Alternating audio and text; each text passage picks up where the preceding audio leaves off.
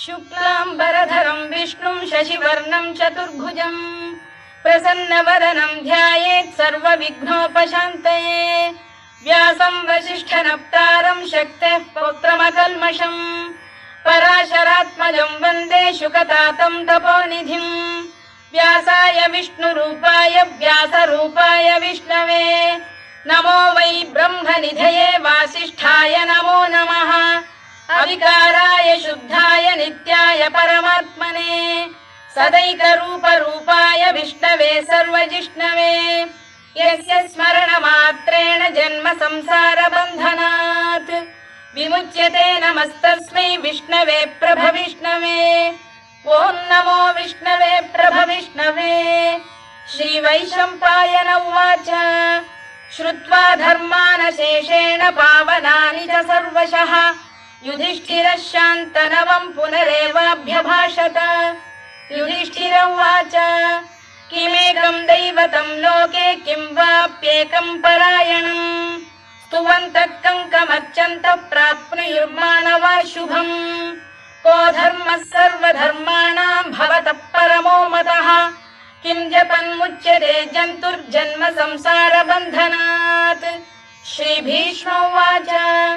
जगत्प्रभुं देवदेवमनन्तं पुरुषोत्तमम् स्तुवन्नाम सहस्रेण पुरुषः सततोत्थितः तमेव चार्चयन् नित्यं भक्त्या पुरुषमव्ययम् ध्यायन् स्तुवन् नमस्यं च यजमानस्तमेव च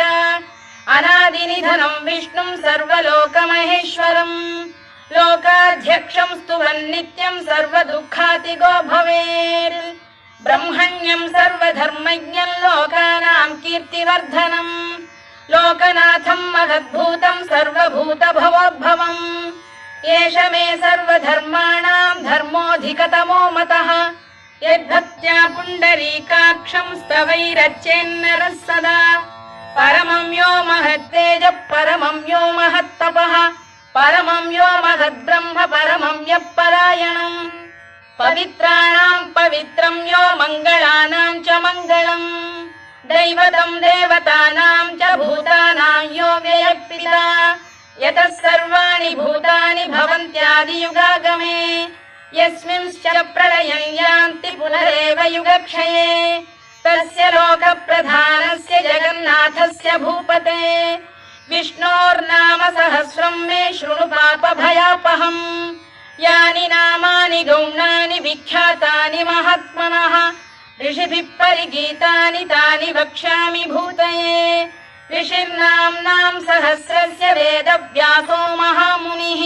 छन्दोऽनुष्टुप् तथा देवो भगवान् देवकीसुतः अमृतांशुद्भवो बीजं शक्तिर्देवकी नन्दनः त्रिसामाहृदयं तस्य शान्त्यर्थे विनियुज्यते विष्णुं जिष्णुं महाविष्णुं प्रभविष्णुं महेश्वरम् अनेकरूपदैत्यान्तं नमामि पुरुषोत्तमम्।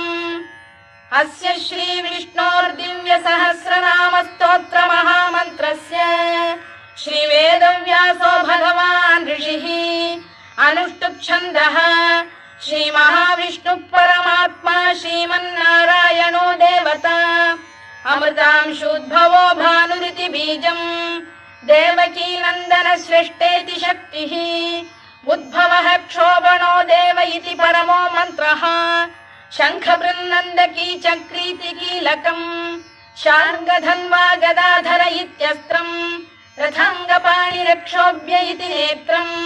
त्रिसामासामरः सामेति कवचम् आनन्दं परब्रह्मेति योनिः ऋतुः सुदर्शनकार इति दिग्बन्धः श्रीविश्वरूप इति ध्यानम् श्रीमहाविष्णुप्रीत्यर्थे सहस्रनाम जपे विनियोगः। ध्यानम् क्षीरोदन्वत्प्रदेशे शुचिमणिविलसत्सैकते मौक्तिकानाम् मालाक्लुप्तासनस्थस्फटिकमणिनिभैर्मौक्तिकैर्मण्डिताङ्गः शुभ्रैरभ्रैरदभ्रैरुपरि विरचितैर्मुक्तपीयूषवर्षैः आनन्दीनः पुनीयादरिनलिन गदा शङ्खपाणिर्मुकुन्दः भुः पादौ यस्य नाभिर्वियदसुरनिलश्चन्द्रसूर्यौ च नेत्रे कर्णावाशा शिरोद्यौर्मुखमपि दहनो यस्य वास्तेयमब्धिः अन्तस्थं यस्य विश्वं सुरनरखगो भोगि गन्धर्व दैत्यैः चित्रं रम्यते तं त्रिभुवन वपुषं विष्णुमीशं नमामि। ॐ नमो भगवते वासुदेवाय। शान्ताकारं भुजगशयनं पद्मनाभं सुरेशं विश्वाधारं गगनसदृशं मेघवर्णं शुभाङ्गं लक्ष्मीकान्तं कमलनयनं योगिधृध्यानगम्यं वन्दे विष्णुं भवभयहरं सर्वलोकैकनाथम्। मेघश्यामं पीतकौशेयवासं श्रीवत्साङ्कं कौस्तुभोद्भासिताङ्गम् पुण्योपेतं पुण्डरीकायताक्षं विष्णुं वन्दे सर्वलोकैकनाथम्। नमः समस्तभूतानामादिभूताय भूभृते अनेकरूपरूपाय विष्णवे प्रभविष्णवे सशङ्खचक्रं सकिरीटकुण्डलं सपीतवस्त्रं सरसीरुहेक्षणं सहारवक्षस्थलशोभिकौस्तुभं नमामि विष्णुं शिरसा चतुर्भुजम्। छायायां पारिजातस्य हेमसिंहासनोपरि आसीनमम्बुदश्याममायताक्षमलङ्कृतम् चन्द्राननं चतुर्बाहुं श्रीवत्साङ्कितवक्षसम् रुक्मिणी सत्यभामाभ्यां सहितं कृष्णमाश्रये।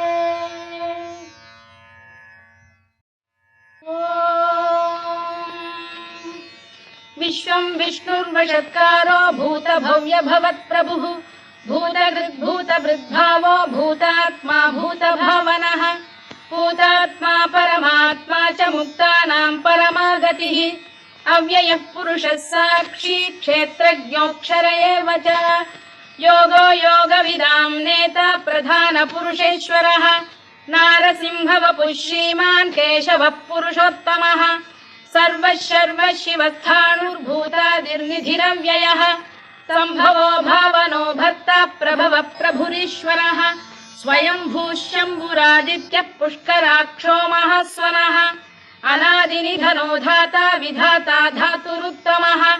अप्रमेयो ऋषिकेशः पद्मनाभोऽमरप्रभुः विश्वकर्मा मनुस्पष्टा स्थविष्ठस्थविरो ध्रुवः अग्राह्यः शाश्वतः कृष्णो लोहिताक्षप्रदर्दनः प्रभूतस्त्रिककुब्धाम पवित्रं मङ्गलं परम् ईशानः प्राणदः प्राणो ज्येष्ठः श्रेष्ठः प्रजापतिः हिरण्यगर्भो भूगर्भो माधवो मधुसूदनः ईश्वरो विक्रमी धन्वी मेधावी विक्रमक्रमः अनुत्तमो दुराधर्षः कृतज्ञः कृतिरात्मवान् सुरेशः शरणं शर्म विश्वरेताः प्रजाभवः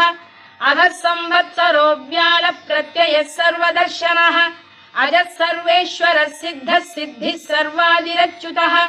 वृषाकपिरमेयात्मा सर्वयोगविनिसृतः वसुर्वसुमनः सत्यः समात्मा संमितः समः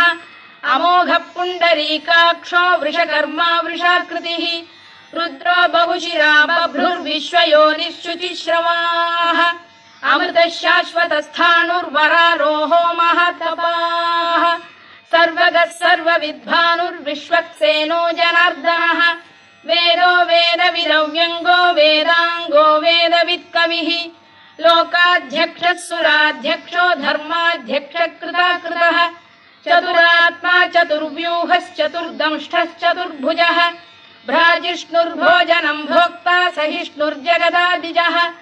अनघो विजयो जेता विश्वयोनिः पुनर्वसुः उपेन्द्रो वामनः प्रांशुरमोघः शुचिरूर्जितः अतीन्द्रः सङ्ग्रहः सर्गो धृतात्मा नियमो यमः वेद्यो वैद्यः सदा योगी वीरः माधवो मधुः अतीन्द्रियो महामायो महोत्साहो महाबलः महाबुद्धिर्महावीर्यो महाशक्तिर्महाद्युतिः अनिर्देश्य वपुः श्रीमान् अमे आत्मा महाधृधृत् महेश्वासो महीभर्ता श्रीनिवासः सताङ्गतिः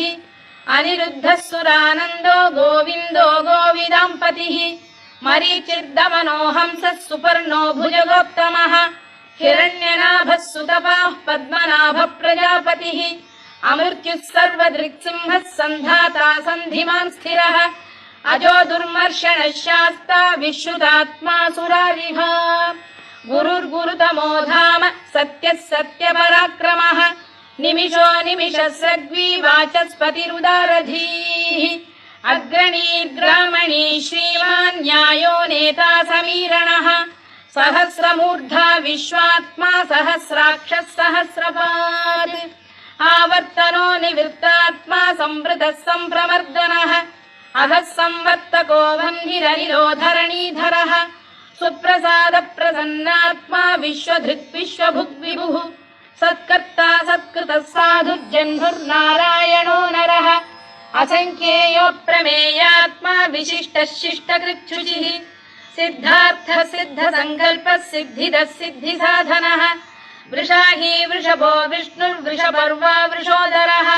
वर्धनो वर्धमानश्च विविक्तः श्रुतिसागरः सुभुजो दुर्धरो वाग्मी महेन्द्रो वसुदो वसुः नैकरूपो बृहद्रूपः शिपिविष्टप्रकाशनः ओजस्तेजोद्युतिधरः प्रकाशात्मा प्रतापनः ऋद्धस्पष्टाक्षरो मन्त्रश्चन्द्रांशुर्भास्करद्युतिः अमृतांशुद्भवो भानुः शशबिन्दुः सुरेश्वरः औषधम् जगतः सेतुः सत्यधर्मपराक्रमः भूतभव्यभवन्नाथः पवनः पावनो नरः कामः कामकृत्कान्तः कामः कामप्रदप्रभुः युगादिकृद्युगावर्तो नैकमायो महाशनः अदृश्यो व्यक्तरूपश्च सहस्रजिदनन्तजित् इष्टो विशिष्टः शिष्टेष्टः शिखण्डी नघुषो वृषः क्रोधः क्रोधकृत्कर्ता विश्वबाहुर्महीधरः अच्युत प्रतिथ प्राण प्राणदो वासवानुजः अपां निधिरधिष्ठानमप्रमत्त प्रतिष्ठितः स्कन्द स्कन्दधरो धुर्यो वरदो वायुवाहनः वासुदेवो बृहद्भानुरादिदेवः पुरन्दरः अशोकस्तारणस्तारः शूरः शौरिर्जनेश्वरः अनुकूलः शतावर्तः पद्मी पद्मनिभेक्षणः पद्मनाभोरविन्दाक्षः पद्मगर्भः शरीरभृत् महर्धिर्वृद्धो वृद्धात्मा महाक्षो गरुडध्वजः अतुलः शरभो भीमः समयज्ञो हविर्हरिः सर्वलक्षणलक्षण्यो लक्ष्मीवान् समितिञ्जयः विक्षरो रोहितो मार्गो हेतुर्दामोदरः सः महीधरो महाभागो वेगवानमिताशनः उद्भवः क्षोभणो देवः श्रीगर्भः परमेश्वरः करणं कारणं कर्ता विकर्ता गहनो गुहः व्यवसायो व्यवस्थानः संस्थानस्थानदो ध्रुवः परद्धिः परमस्पष्टः तुष्टः पुष्टः शुभेक्षणः रामो विरामो विरतो मार्गो नेयो नयोनयः वीरः शक्तिमतां श्रेष्ठो धर्मो धर्मविदुत्तमः वैकुण्ठः पुरुषः प्राणः प्राणदः प्रणवपृतुः हिरण्यगर्भः शत्रुघ्नो व्याप्तो वायुरधोक्षजः ऋतुः सुदर्शनकारः परमेष्ठी परिग्रहः उग्रः संवत्सरो दक्षो विश्रामो विश्वदक्षिणः विस्तारस्थावरस्थाणुः प्रमाणं बीजमव्ययम् अर्थोऽनर्थो महाकोशो महाभोगो महाधनः अनिर्विण्णस्थविष्ठो भूर्धर्मयूपो महामखः नक्षत्रनेमिर्नक्षत्री क्षमः क्षामः समीहनः यज्ञयुज्यो महेज्यश्च क्रतुः सत्रं सदां गतिः सर्वदर्शी विमुक्तात्मा सर्वज्ञो ज्ञानमुत्तमम् सुव्रतः सुमुखः सूक्ष्मः सुघोषः सुखदः सुहृद् मनोहरो जितक्रोधो वीरबाहुर्विदारणः स्वापनः स्ववशो व्यापी नैकात्मा नैककर्मकृत् वत्सरो वत्सलो वत्सी रत्नगर्भोधनेश्वरः धर्मकृद्धर्मी सदसक्षरमक्षरम्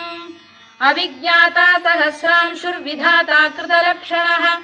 गभस्तिनेमिः सप्तस्तः सिंहो भूतमहेश्वरः आदिदेवो महादेवो देवेशो देवभृद्गुरुः उत्तरो गोपतिर्गोप्ता ज्ञानगम्यः पुरातनः शरीरभूतभृद्भोक्ता कपीन्द्रो भूरि दक्षिणः सोमपोऽमृतपः सोमः पुरुजिः पुरुषत्तमः विनयो जयः सत्यसन्धो दाशार्हः सात्वतां पतिः जीवो विनयिता साक्षी मुकुन्दो मितविक्रमः अम्भोनिधिरनन्तात्मा महोदधिशयोऽन्तकः अजो महार्घ स्वाभाव्यो जितामित्रप्रमोदनः आनन्दो नन्दनो नन्दः सत्यधर्मात्रिविक्रमः महर्षि कपिलाचार्यः कृतज्ञो मेदिनीपतिः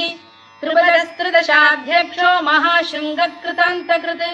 महावराहो गोविन्दः सुषेणः कनकाङ्गनी गुह्यो गभीरो गहनो गुप्तश्चक्रगदाधरः मेधास्वाङ्गो जितकृष्णो दृढः सङ्कर्षणोच्युतः वरुणो वारुणो वृक्षः पुष्कराक्षो महामनाः भगवान् बलहानन्दी वनमाली हलायुधः आदित्यो ज्योतिरादित्यः सहिष्णुर्गतिसप्तमः सुधन्वाखण्ड परशुर्दारुणो द्रविणप्रदः दिवस्पृक् सर्वदृग्व्यासो वाचस्पतिरयो निजः त्रिसामासामगः साम निर्वाणम् भेषजम् भिषज सन्न्यासकृच्छमशान्तो निष्ठा शान्तिपरायणम् शुभाङ्गः शान्तिदः स्रष्टा कुमुदः कुवलेशयः गोहितो गोपतिर्गोप्ता वृषभाक्षो वृषप्रियः अनिवर्ती निवृत्तात्मा संक्षेप्ताक्षेमकृत् शिवः श्रीवत्सवक्षः श्रीवासः श्रीपतिः श्रीमताम्बरः श्रीधः श्रीशः श्रीनिवासः श्रीनिधिः श्रीविभावनः श्रीधर श्रीकर श्रेयः श्रीमान् लोकत्रयाश्रयः स्वक्षः स्वङ्गः शतानन्दो नन्दिर्ज्योतिर्गणेश्वरः विजितात्मा विधेयात्मा सत्कीर्तिश्चिन्न संशयः उदीर्णः सर्वतश्चक्षुरनीशः शाश्वतः स्थिरः भूषयो भूषणो भूतिर्विशोकः शोकनाशनः अर्चिष्मानर्चितः कुम्भो विशुद्धात्मा विशोधनः अनिरुद्धो प्रतिरथ प्रद्युम्नो मितविक्रमः कालनेमिनिः वीरः शौरिः शूरजनेश्वरः त्रिलोकात्मा त्रिलोकेशः केशवः केशिः हरिः कामदेवः कामपालः कामी कान्तकृतागमः अनिर्देश्य वपुर्विष्णुर्वीरोऽनन्तो धनञ्जयः ब्रह्मण्यो ब्रह्मकृद्ब्रह्मा ब्रह्म ब्रह्मविवर्धनः ब्रह्मविब्राह्मणो ब्रह्मी ब्रह्मज्ञो ब्राह्मणप्रियः महाकमो महाकर्मा महातेजा महोरगः महाक्रतुर्महायज्वा महायज्ञो महाहविः स्तव्यस्तव प्रियस्तोत्रम् स्तुतिस्तोतारणप्रियः पूर्णः पूरयिता पुण्यः पुण्यकीर्तिरनामयः मनोजवस्तीर्थकरो वसुरेता वसुप्रदः वसुप्रदो वासुदेवो वसुर्वसुमनाहविः सद्गतिः सत्कृतिः सत्ता सद्भूतिः सत्परायणः शूरसेनो यदुश्रेष्ठः सन्निवासः सुयामुनः भूतावासो वासुदेवः सर्वासु निलयो नलः दर्पः दर्पदो दृप्तो दुर्धरोऽथा पराजितः विश्वमूर्तिर्महामूर्तिर्दीप्तमूर्तिरमूर्तिमान् अनेकमूर्तिरव्यक्तः शतमूर्तिः शताननः एकोनैकः स वक्र किं यत्तत्पदमनुत्तमम् लोकबन्धुर्लोकनाथो माधवो भक्तवत्सलः सुवर्णवर्णो हेमाङ्गो वराङ्गश्चन्दनाङ्गदी वीरः विषमः शून्यो घृता क्षीरचरश्चरः अमानी मानदो मान्यो लोकस्वामी त्रिलोकधृत् सुमेधा मेधजो धन्यः सत्यमेधाधराधरः तेजो वृषोद्युतिधरः सर्वशत्रभृताम्बरः प्रग्रहो निग्रहो व्यग्रो नैकशृङ्गो गदाग्रजः चतुर्मूर्तिश्चतुर्बाहुश्चतुर्व्यूहश्चतुर्गतिः चतुरात्मा चतुर्भावश्चतुर्वेदविदेकपात् समावर्तो निवृत्तात्मा दुर्जयो दुरधिक्रमः दुर्लभो दुर्गमो दुर्गो दुरावासो दुरारिः शुभाङ्गो लोकसारङ्गः स्तुतन्तु स्तन्तु वर्धनः इन्द्रकर्मा महाकर्मा कृतकर्मा कृतागमः उद्भवः सुन्दरः सुन्दो रत्ननाभः सुलोचनः अर्को वाजसनः शृङ्गी जयन्तः सर्वविजयी सुवर्णबिन्दुरक्षोभ्यः सर्ववागीश्वरेश्वरः महाह्रदो महागर्तो महाभूतो महानिधिः कुमुद कुन्दर कुन्द पर्जन्यः पावनो निलः अमृताशोऽमृतवपुः सर्वज्ञः सर्वतोमुखः सुलभः सुव्रतः सिद्धः शत्रुजिच्छत्रुतापनः न्यग्रोधोदुम्बरोश्वत्तश्चाणूरान्ध्रैषूदनः सहस्रार्चिः सप्तजिह्वः सप्तैधा सप्तवाहनः अमूर्तिरनघोचिन्त्यो भयकृद्भयनाशनः अणुबृहत्कृशस्थूलो गुणभृन्निर्गुणो महान् अधृतस्वधृतस्वास्य प्राग्वंशो वंशवर्धनः धारभृत्कथितो योगी योगीशः सर्वकामदः आश्रमश्रमणः क्षामः सुपर्णो वायुवाहनः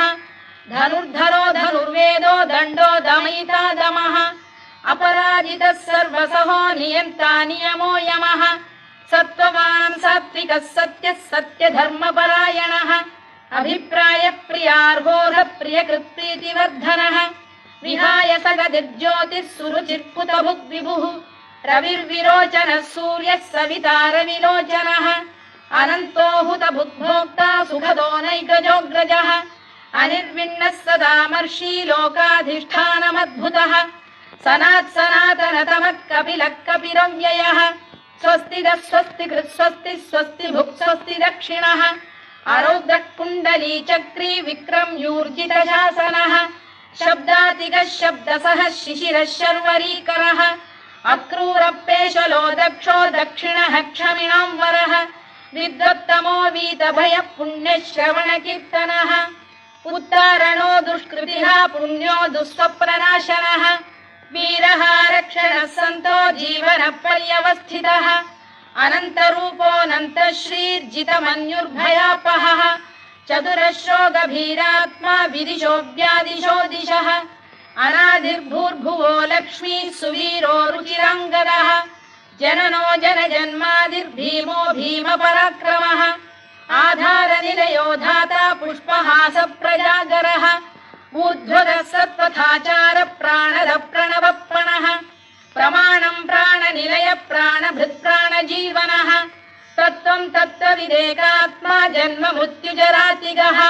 भूर्भुवः स्वस्तरुस्तारः सविता प्रपितामहः यज्ञो यज्ञपतिर्यज्वा यज्ञाङ्गो यज्ञवाहनः यज्ञभृद्यज्ञकृद्यज्ञी यज्ञभुग्यज्ञसाधनः यज्ञान्तकृद्यज्ञगुह्यमन्नमन्नाद एव च आत्मयोनिः स्वयं जातो वैखानः सामगायनः देवकीनन्दनः स्रष्टा क्षितीशः पापनाशनः शङ्खबृन्नन्दकी चक्री शार्ङ्गधन्वा गदाधरः तथाङ्गपाणिरक्षोभ्यः सर्वप्रहरणायुधः सर्वप्रहरणायुधो नम इति वनमाली गरीशाङ्गी शङ्खी चक्री च नन्दकी श्रीमान्नारायणो विष्णुर्वासुदेवोऽभिरक्षतु वनमाली गरीशाङ्गी शङ्खी चक्री च नन्दकी श्रीमान्नारायणो विष्णुर्वासुदेवोऽभिरक्षतु वनमाली गरीशाङ्गी शङ्खी चक्री च नन्दकी श्रीमान्नारायणो विष्णुर्वासुदेवोऽभिरक्षतु इतीदं कीर्तनीयस्य केशवस्य महात्मनः नाम्नां सहस्रं दिव्यानामशेषेण प्रकीर्तितम् य इदं शृणुयात् नित्यं यश्चापि परिकीर्तयेत् नाशुभं प्राप्नुयात् किञ्चित् सोमुत्प्रेह च मानवः वेदान्तगो ब्राह्मणः स्यात् क्षत्रियो विजयी भवेत् वैश्यो धनसमृद्धः स्यात् शूद्रः सुखमवाप्नुयात् धर्मार्थी प्राप्नुयात् धर्ममर्थार्थी चार्थमाप्नुयात् कामानवाप्नुयात् कामी प्रजार्थी चाप्नुयात् प्रजाम् भक्तिमान् यः सदोत्थाय शुचिस्तद्गतमानसः सहस्रं वासुदेवस्य नाम्नामेतत्र कीर्तयेत् यशः प्राप्नोति विपुलं याति प्राधान्यमेव च अचलां श्रियमाप्नोति श्रेयः प्राप्नोत्यनुत्तमम् न भयं क्वचिदाप्नोति वीर्यं तेजश्च विन्दति भवत्यरोगोद्युतिमान् बलरूपगुणान्वितः रोगार्तो मुच्यते रोगात् बद्धो मुच्येत बन्धनात् भयान्मुच्येत भीतस्तु मुच्येतापन्न आपदः दुर्गाण्यतितरत्याशु पुरुषः पुरुषोत्तमम् सुवन्नाम सहस्रेण नित्यं भक्तिसमन्वितः वासुदेवाश्रयो मर्त्यो वासुदेवपरायणः सर्वपापविशुद्धात्मा याति ब्रह्म सनातनम् न वासुदेव भक्तानामशुभं विद्यते क्वचित् जन्म मृत्युजरा व्याधि भयं नैवोपजायते इमं स्तवमधीयानः श्रद्धा भक्ति समन्वितः युज्येतात्मसुखक्षान्तिः श्रीधृतिस्मृतिकीर्तिभिः न क्रोधो न च मात्सर्यं न लोभो न शुभा मतिः भवन्ति कृतपुण्यानां भक्तानां पुरुषोत्तमे द्यौः स चन्द्रार्कनक्षत्राखं दिशो भूर्महो दधिः वासुदेवस्य वीर्येण विधृतानि महात्मनः ससुरासुरगन्धर्वं स यक्षोरगराक्षसम् जगत्वशे वर्ततेदं कृष्णस्य सचराचरम् इन्द्रियाणि मनो बुद्धिः सत्त्वं तेजो बलं धृतिः वासुदेवात्मकान्याहुः क्षेत्रं क्षेत्रज्ञ एव च सर्वागमानामाचार प्रथमं परिकल्पते आचार प्रभवो धर्मो धर्मस्य प्रभुरच्युतः ऋषयः पितरो देवा महाभूतानि धातवः जङ्गमा जङ्गमं चेदं जगन्नारायणोद्भवम् योगो ज्ञानं तथा साङ्ख्यं विद्या शिल्पादिकर्म च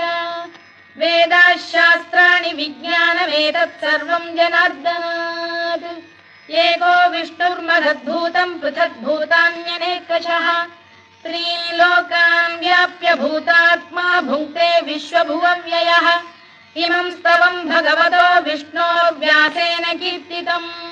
पठेद्य इच्छेत् पुरुषः श्रेयत् प्राप्तुं सुखानि च विश्वेश्वरमजं देवं जगतः प्रभुमव्ययम् भजन्ति ये पुष्कराक्षं न ते यान्ति पराभवम् न ते यान्ति पराभवम् ओन्नमयिति अर्जुनोवाच पद्मपत्र विशालाक्ष पद्मनाभ सुरोत्तमा भक्तानामनुरक्तानां त्राता भव जनार्दन श्रीभगवानुवाच यो मां नाम सहस्रेण स्तोतुमिच्छति पाण्डव सोऽहमेकेन श्लोकेन स्तुत एव न संशयः स्तुत एव न संशयोऽन्नमयिति व्यास उवाच वासनाद्वासुदेवस्य वासितं भुवनत्रयम् सर्वभूतनिवासोऽसि वासुदेव नमोऽस्तु ते वासुदेव नमोऽस्तु ते ओन्नमयिति पार्वत्युवाच केनोपायेन लघुना विष्णोर्नाम सहस्रकम् पठ्यते पण्डितैर्नित्यं श्रोतुमिच्छाम्यहं प्रभो ईश्वर उवाच श्रीराम राम रामेति रमे रामे मनोरमे सहस्रनाम तत्तुल्यं राम नाम वरानने श्रीराम राम रामेति रमे रामे मनोरमे सहस्रनाम तत्तुल्यं राम नाम वरानने श्रीराम राम रामेति रमे रामे मनोरमे सहस्रनाम तत्तुल्यं राम नाम वरानने राम नाम वरानन ओन्नमयिति ब्रह्मोवाच नमोऽस्त्वनन्ताय सहस्रमूर्तये सहस्रपादाक्षि शिरोरुबाहवे सहस्रनाम्ने पुरुषाय शाश्वते सहस्रकोटियुगधारिणे नमः सहस्रकोटियुगधारिणे नमः ओन्नमयिति सञ्जय उवाच यत्र योगेश्वर कृष्णो यत्र पार्थो धनुर्धरः तत्र श्रीविजयो भूतिर्ध्रुवा नीतिर्मतिर्मम श्रीभगवानुवाच अनन्याश्चिन्तयन्तो मां ये जनाः पर्युपासते तेषां नित्याभियुक्तानां योगक्षेमं वहाम्यहम् परित्राणाय साधूनां विनाशाय च दुष्कृताम् धर्म संस्थापनार्थाय संभवामि युगे युगे आर्ता विषण्णा शिथिलाश्च भीता घोरेषु च व्याधिषु वर्तमानाः संकीर्त्य नारायण शब्दमात्रं विमुक्तदुःखाः सुखिनो भवन्तु कायेन वाचा मनसेन्द्रियैर्वा बुद्ध्यात्मना वा प्रकृते स्वभावात् करोमि यद्यत् सकलं परस्मै नारायणायेति समर्पयामि।